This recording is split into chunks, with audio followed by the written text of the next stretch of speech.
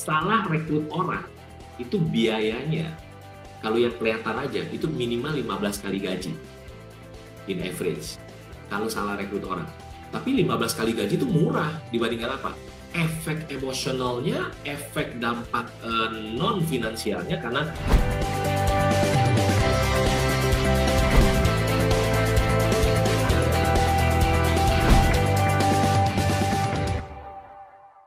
Coach kan banyak banget ya mengenai kayak sebenarnya mungkin yang kita ngomong bisnis tuh autopilot gitu kan. Mungkin teman-teman di sini bisa coach bisa elaborate lagi tuh autopilot itu sebenefit apa sih gitu buat teman-teman dan how to do it gitu. Iya. Jadi sebenarnya align sama yang Billy bilang. Jadi Billy waktu mulai, pikirannya udah gimana gue caranya scale up. Ya, I think that's a good start. Kebanyakan entrepreneurs atau orang yang masih hamsterpreneur adalah pokoknya gimana bisnis gue bisa jalan. Which is nggak ada yang salah ya dengan itu ya. Nggak ada yang salah. Memang personaling pertama bisnis itu adalah gimana customer ngantri, customer banyak, terus datengin duit. Itu dulu kan. Betul. Dapur lu rapi, dapur lu stainless steel, semua SOP pakai apa, ISO berapa, atau mau pakai sistem SOP apa yang mahal pun, konsultan Eropa pakai Amerika, tapi kalau nggak ada satu hal yang terjadi, yaitu customer ngantri dan beli dan ramai kasih lu cash, ya lu tutup gitu, bener nggak Bill? Exactly, betul banget. Jadi nggak ada yang salah tuh, makanya bisnis harus profitable dulu. Tanda kutip, profitable. Ya, ada kalanya startup memang harus bakar duit dulu. Tapi even startup VC pun juga udah mulai berpikir back to basic. Bahwa dia mau ngelihat startup yang profitable atau jelas skemanya menuju profitable. Bener nggak sih? Gitu. Betul. Ya. Betul. Oke. Nah, sekarang balik lagi. Berarti kalau gitu profitable iya nomor satu. Tapi kebanyakan orang terjebak di profitable, Bill. Jadi terus profitable dan dia jadi superman-nya, dia jadi superwoman-nya, ya kan? Terus kadang-kadang kalau bisnisnya makin gede, customer makin banyak, apa yang terjadi? Wah, cari karyawan susah banget, kata dia. Perusahaan gue masih kecil sih, nggak kayak Janji Jiwa tuh. Kalau Janji Jiwa mau cari manajer mungkin gampang, kata dia gitu kan. Selalu lihatnya gitu kan. Bukan kayak perusahaan-perusahaan di Sudirman sih gue ini. Akhirnya dapat karyawan-karyawan yang hard eating, gitu kan ya. Hard adalah hati, eating adalah makan. Makan hati gitu, Bill. Jadi dia lagi, tapi dia fokusnya kan profitable kan, Bill. Betul. Akhirnya dia punya duit banyak, dia punya mungkin bahkan sampai financial freedom, tapi dia nggak punya satu yang lebih mahal, yaitu time freedom. Ya. Nah, makanya Coach Jonas dari 10 tahun lalu dan sebelum-sebelumnya selalu bilang, ayo kalau mau bangun bisnis harus profitable dan autopilot itu. Nah, autopilot tuh artinya apa? Banyak orang mikirnya juga salah. Autopilot artinya apa? Pokoknya gue nggak ngurusin apapun, nggak monitoring apapun, bisnis jalan sendiri gitu kan ya. Nggak gitu. Tadi yang seperti Billy bilang, semua ada levelnya, autopilot juga ada levelnya. Jadi ibarat kapal, ada kaptennya, ya kapten kapalnya pertama kita semua, kita bahkan sampai turun ke ruang mesin. Billy pasti sampai ke ruang mesin, kalau ini kapal pesiar, pasti sampai ke ruang cuci spring, lihat, cucinya bener nggak kayak gini gitu kan, sampai ke ruang makan, bener nggak Bill? Di awal-awal pasti bolak-balik begitu. Tapi Billy nggak akan bisa jadi Billy sekarang, kalau terus-terusan turun ke ruang mesin dan semuanya gitu kan. Exactly. Jadi level 1 autopilot adalah bisa bikin kita di tempat kapten kapal, dan biasanya tempat kapten kapal tuh di atas. Di atas, jadi kita bisa melihat nih kapal menuju nggak pulau berikutnya yang kita mau. Kapten kapal bisa melihat kapal yang lain gimana dibandingin kita. Kapten kapal bisa melihat ada gelombang tsunami nggak yang akan masuk ke perairan kita. Jadi kita bisa bikin strateginya dari sekarang. Bayangin kalau orang-orang yang terlalu di dalam kapal, ya nggak autopilot karena nggak di atas, level satunya dulu ya, di atas aja dulu level satunya.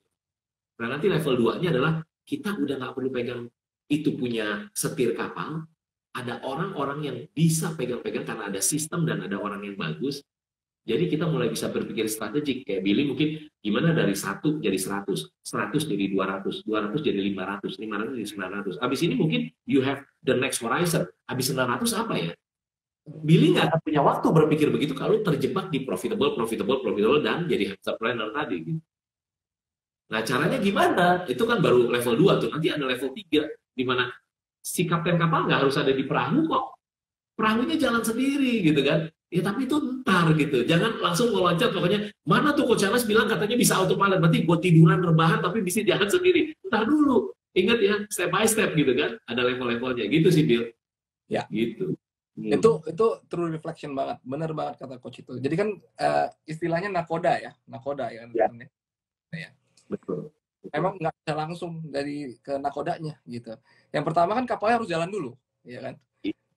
Mesinnya harus dijalanin dulu, ya itu benar banget secara garis besar. Dan itu juga benar banget kayak ketika kita ngomongin awalnya itu kita micro, kita ada other way to say it, kita micro manage semuanya. Iya. Dan nanti ke next step kita macro manage, dan the next stepnya lagi ada strategic and high level, itu beda lagi gitu. Jadi memang benar banget dari autopilot, saya setuju banget dengan prinsipnya, dan itu apa namanya tiering-nya dari Coach Yohanes tadi. Very very nice. Siap. Ya, jadi itu banyak kan orang tuh kejebak di profitable, terus kemudian dia semuanya dia walaupun punya karyawan makin banyak, akhirnya cari karyawan bagus susah. Keluarganya lah ditarik karena dipikir keluarga kan sedarah nih, musinya kayak gue nih, sama nih dia. Ternyata yang dia nggak tahu makin drama gitu kan ya, kalau nggak di manage secara profesional. Nah, biasanya suami ajak istri lah, ayo nih bisnisku makin gede tapi sibuk banget. Istri berhenti kerja atau dari ibu rumah tangga jadi bantuin, atau istri ajak suami gitu kan ya. Ya suami istri dua-duanya lari sibuk luar biasa, nggak punya waktu buat keluarga, nggak punya waktu buat anak. Akhirnya hamster planner-nya jadi plural, satu suami, satu lagi istri, dua-duanya lari Bill. Tapi di lingkaran yang sama terus, punya duit banyak nggak punya duit banyak, tapi nggak punya waktu. Nah itu yang kita paling nggak mau. Jadi makanya di Gratio kita selalu ingetin klien-klien kita, para entrepreneurs yang datang selalu, yuk Pak, bangun bisnis itu harus profitable dan autopilot. Gitu sih Bill. Setuju Coach.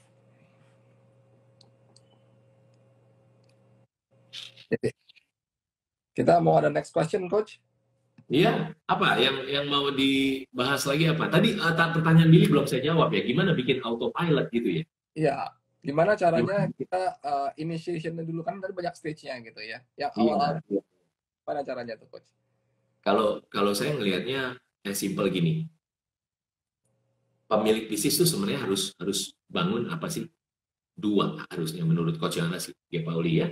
Yang pertama adalah a great brand, which is makanya kalau contohnya nyatanya janji jiwa, itu awareness-nya cepat banget naik, and then get the perception. Oh oke, janji jiwa nih salah satu first mover yang di kopi-kopi yang cukup kekinian gitu, dan udah masuk ke coveringnya orang janji jiwa gitu. Nah jadi berarti harus jago yang namanya itu tadi ya. Nah jadi habis itu jadi ada dua kaki ya. Satu adalah great brand. Kita harus bangun brand, makin awareness perception tinggi. Tapi kan harus terjadi conversion, ya kan? Ya jangan cuma perceptionnya bagus terus orang kagak beli gitu kan. Ya metong juga akhirnya bisnisnya. Nah, itu kaki pertama, which is bukan kaki pertama, itu adalah dua hal yang harus kita bangun di bisnis. Jadi it's not about the product.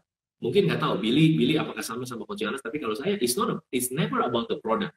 It's about beyond the product, ya. Jadi great brand. Yang kedua, kita harus bangun the right team. Itu dua fokusnya. Nah, untuk bisa jadi autopilot, dua elemen ini penting.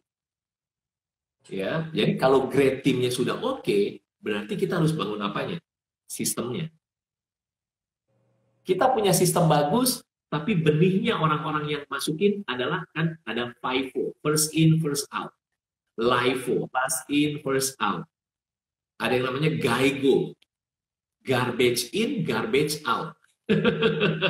Jadi silakan punya sistem bagus, tapi yang inputting itu garbage, ya selesai. Mau sistemnya kayak gimana pun keluarnya pasti garbage gitu, bener nggak sih?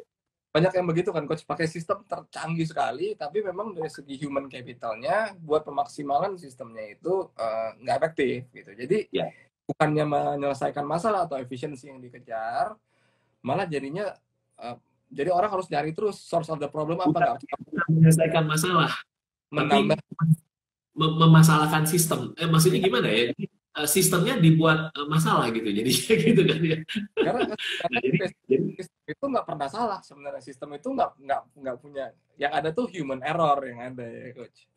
Itu dia. Jadi makanya benih dulu dimasukin ke tanah, kita harus benih yang subur. Jadi kita harus tahu. Kalau di Gratio ada namanya Gratio Power Recruitment ya. I think it's very important. Salah rekrut orang itu biayanya, kalau yang kelihatan aja itu minimal 15 kali gaji in average. kalau salah rekrut orang. Tapi 15 kali gaji itu murah dibandingkan apa? Efek emosionalnya, efek dampak non-finansialnya, karena kalau hard eating kan ke kita, makan organ dalam loh, Bill. Itu. Kalau ke dokter spesialis lebih mahal, benar nggak sih, Bill? Obat-obat mahal, makan organ, makan umur itu. Belum jadi virus di kapal kita. Satu orang demam masuk, semuanya jadi ikut demam. Jadi harus ngerti itu bagaimana bangun tim. Nah, tapi oke, katakan kita punya orang-orang bagus lah. Berarti kalau gitu apa? Nah, ini dua kaki manusia, dua kaki sistem. Gitu. Gimana bikin sistem supaya bisa jalan beneran, supaya autopilot. Di pengalaman saya selama ini bangun bisnis dan juga coaching ya, di Gratio kita punya banyak certified business coaching yang coaching para pemilik bisnis. Dua kaki untuk bangun sistem yang beneran jalan adalah satu, kan kaki manusia dua ya. Satu adalah clear task system. Jadi kasih tugasnya harus clear dan bentuknya systemized. Oke. Itu satu dulu, satu kaki. Selama ini kebanyakan verbal kan, Bill. Ya, orang-orang normal plus verbal gitu. Jadi gini, lu anak baru ya gini. Jadi caranya gini, kalau lu harus ngelakuin tuh gini. Nah, lu jangan pencet ini ya, ini lu pencet. Lalu hubungin ini lu gini. Ngerti nggak? Ngerti, Bu, katanya gitu kan. Lah si Susi kerja makin lama makin pinter. Lalu dia mulai mundur. Untung gua ketemu Susi nih. Bagus lah. Bisnis gua udah autopilot. Ntar dulu, itu fake autopilot. Kenapa fake autopilot? Autopilot masuk karena ketemunya sama berdampak sama satu orang doang bergantung. Bukan karena sistem gitu kan, Bill? Gitu.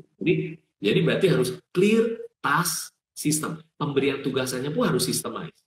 Ya, jadi job desk coachnya gitu buat itu ya. Job desk, SOP. Apa? Apa? Jadi kan clear job desk, clear SOP, sama clear sistem. Ya. SOP, benar.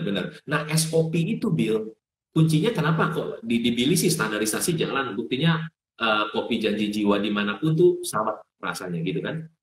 Salah satunya lah. Ujungnya kan customer ngelihatnya gitu. Dalamnya kita nggak tahu. Tapi berarti ada SOP yang jalan di situ.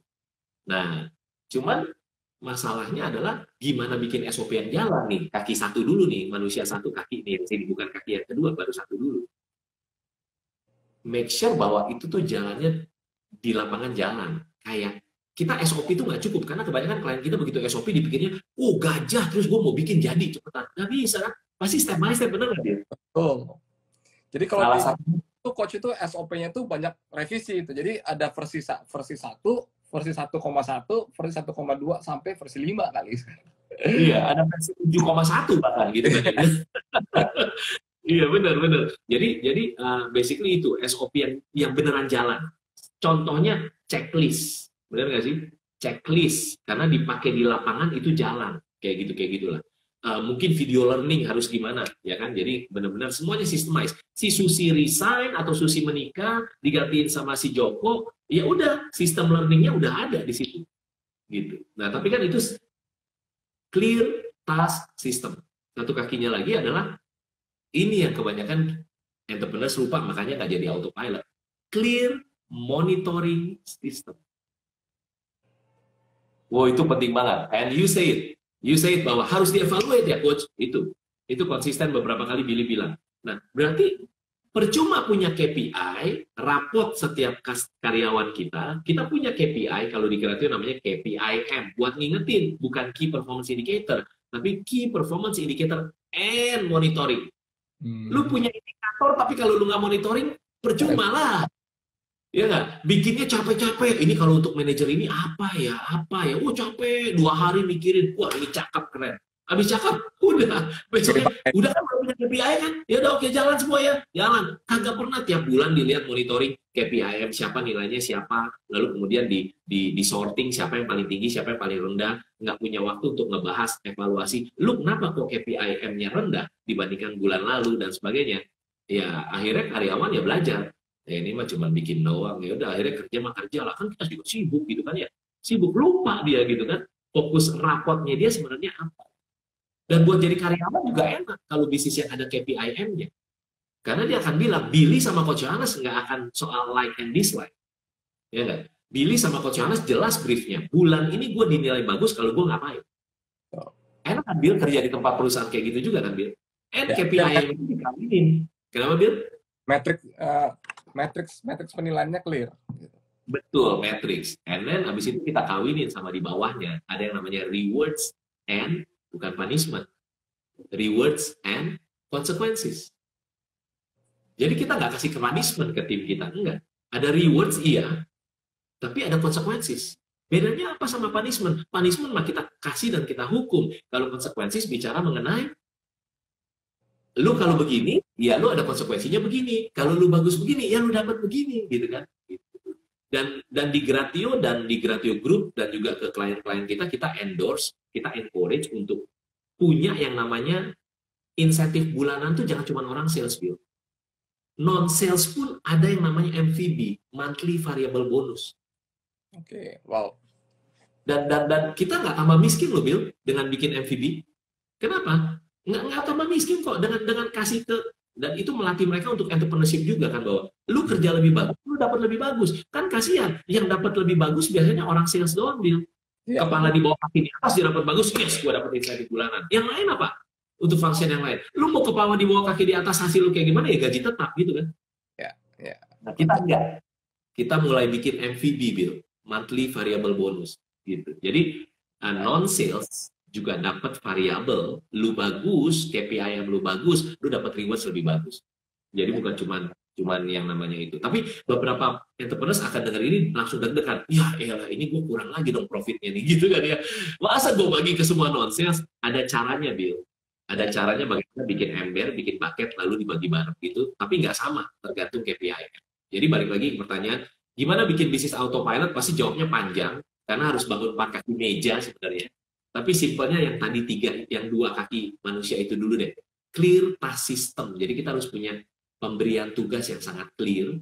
Ya, banyak saya nggak bahas dalam, ada TAL, to achieve list tadi, ada saya nggak bahas sih di sini real story-nya karena kan waktu ya. Sama satu lagi, clear monitoring system. Monitoringnya dia juga is like gamification. Jadi artinya kayak main game dong, gamification. Seru. Lu ya kenapa? Jadi seru ya coach ya, kayak petualangan gitu jadinya. Jadi bisnis is fun, kerja juga fun di bisnis yang fun. Enggak sih, Bill? Ya, agree. Gitu. Itu sih basically yang saya mau sharing dari pertanyaan Billy tadi. Jawabnya agak panjang ya, tapi memang lebih panjang dari itu harusnya, karena kan nggak mungkin sedetik langsung autopilot gitu kan, Bill. Tapi poin-poinnya dapat banget ya coach ya. Tadi kalau saya sebagai praktisi sih memang working itu to make it fun itu very difficult, jujur sebenarnya gitu. Apalagi monoton kan ya.